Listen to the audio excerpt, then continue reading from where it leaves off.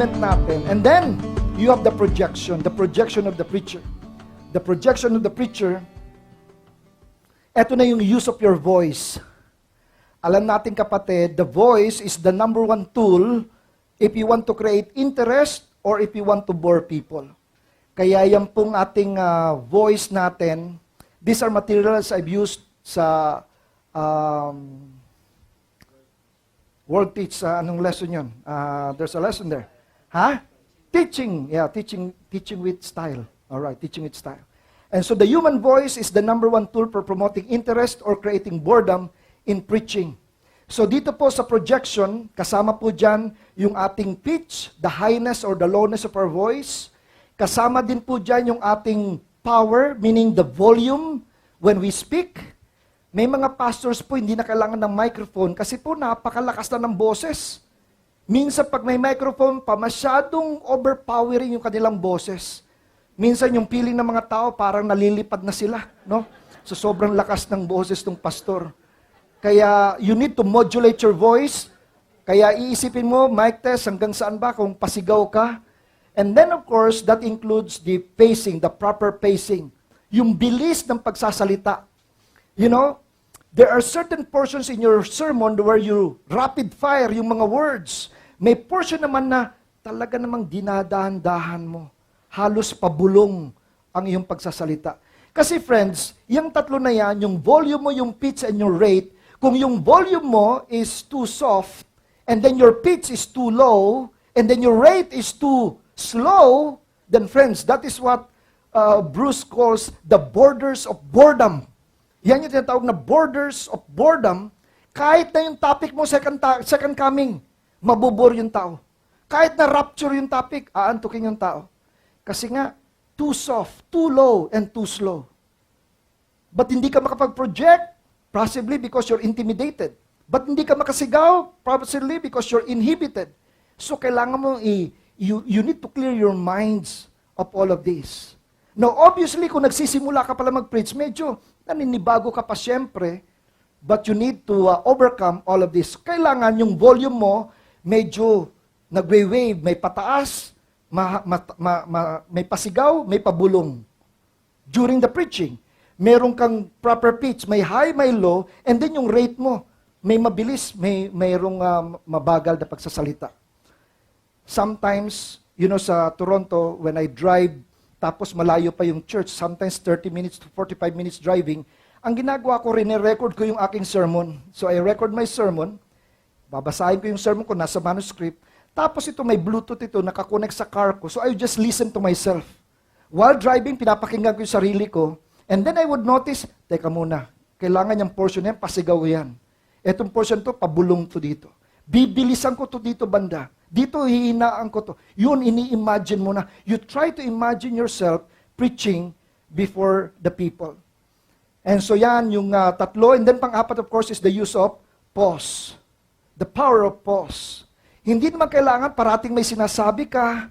There are certain things that you want to say. You want it to sink deep into their hearts. In fact, Mark Twain said, the right word may be effective, but no word can ever be as effective as a mighty timed pause.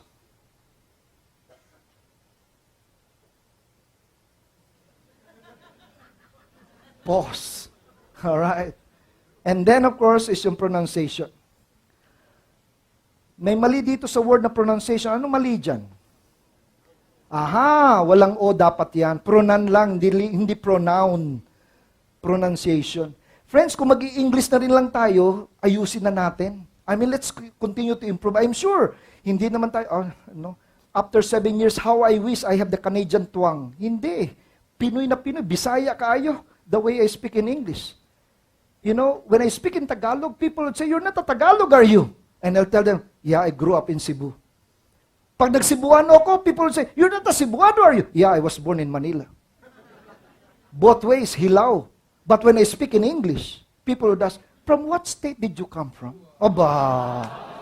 I tell them, I came from a state of confusion. Kasi yung English ko, Bisaya ang intonation. But friends, we can improve. We can learn to improve. Ang kagandahan sa iPhone, meron siyang pronunciation guide.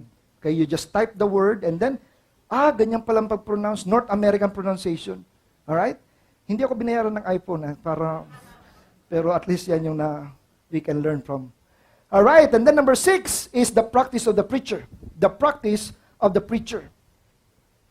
And so dito, lalo na sa mga bagong nagsisimula pa lang mag-preach, we need to practice it, lalo-lalo na the way we stand. Minsan nakatingin tayo sa salamin, kala mo talagang powerful preacher, yung pala nakatayo lang ganyan, ini-imagine mo na yung sarili mo, paano mo i-deliver ito. Alright? And so you need to appoint 5 people who will evaluate, 3 lalaki, 2 babae, or 3 babae, 2 lalaki. You need to find ways how to improve. My wife, she gives good evaluation sa mga pronunciation. Naku, yung wife ko kasi taga-UP Diliman, ako, engineering English lang ako in town. And so marami akong mali, pero minsan napapagod na rin ako. Kaya sabi ko sa wife ko, we made an agreement. Kapag after preaching, marami kang corrections, sa bahay tayo kakain. Magluto ka. Pag wala kang correction, sa labas tayo kakain. Both of us are happy. Alright. Sige. Okay tayo dito. No, really. You know, we need to get good feedback para nga mas ma-improve ang ating preaching. The practice, and then of course, the props of the preacher. The props. So today, I don't preach without a PowerPoint, without the keynote. Kaya medyo tied up din ako dito. Kasi nga, friends, napakadami ko ma-accomplish if it's visual and audio. Audio visual, hindi lang audio eh. You can see it. Ngayon pa naman sa mga young people, they want to see things. Kasi nandiyan yung internet, very visual yung mga tao. And so, again, may value to. It can be a problem because how about kung may brownout? You know, may brownout. So, paano ka mag-preach? Wala kang PowerPoint. So, you need to find a way, iset mo yung mind mo for eventualities. So, mga props, hindi lang PowerPoint, you use, you know, mga, anong tawag niyan? Yung mga illustrations, I would use 2 bottles. Pag ginanyan mo yung bottle, parang pareho lang sila, water bottle. Pero pagka inalog mo, yung isa lumabo, yung isa clear. You know, sometimes people, if you look at them on the outside, parang pareho lang. Pero you wait, when they go through problems, that's when you know where they really stand. Yung isa out of focus, yung isa nakafocus pa rin. And so mga ganon. One time I was preaching, and it was 1 John chapter 4 about counterfeit Christianity. And so I have a banker in my church. Sabi ko, sis, magdala ka nga ng counterfeit money, 1,000 pesos na counterfeit, at saka yung totoo, na talagang very close. So that's the way I introduced the sermon. I just brought the counterfeit and the genuine, and asked people to determine, just by watching, asan yung counterfeit, asan yung genuine. But of course today, bankers, they don't even have to, they just have to touch it, and they can already know if it's genuine or not. If not, they use the pen. Yung pen test, have you tried the pen test? Example, pahiram ng money. Meron bang sinong merong 1,000 dyan? Pahiram na. Hindi, illustration lang. Hindi ko hiramin na utangin. Sino may 1,000 dyan? Come on. Oh, ilabas natin yan. Baka meron kayong 1,000 dyan. Subukan lang natin. Yun. Ayan o, 1,000. Etong mga 1,000, marami ng mga security measures yan. Meron ng yung ano yan, yung ang tawag dyan, strip dyan. And then of course, eto. And then lalo lang yung picture dyan. Pero if they want to really make sure if it's genuine or not, it will pass the pen test. Kasi dito sa pen test, ang gagawin ng banker, they'll try to push that pen. Pero pagka nabutas siyang kapatid, ibig sabihin, may problema yan. Ano to? Lalong-lalo na pagka yung pen ay talagang in-slide mo, talaga napunit yan. Kapatid, talaga may problema. Pag ginanyan mo yan at wala namang butas, abay talaga okay. So, ibig sabihin pwede yan. Okay yan, kapatid. So, again, you just use props, how you want to communicate it, and so the props of the preacher. So, friends, we have it all. The 7-letter P's, purpose, the passion, we have the pattern, we have the presence, and then the projection, the practice, and finally the props of the preacher. So purpose, passion, pattern, presence, projection, practice, and props. Okay, so we're done with this.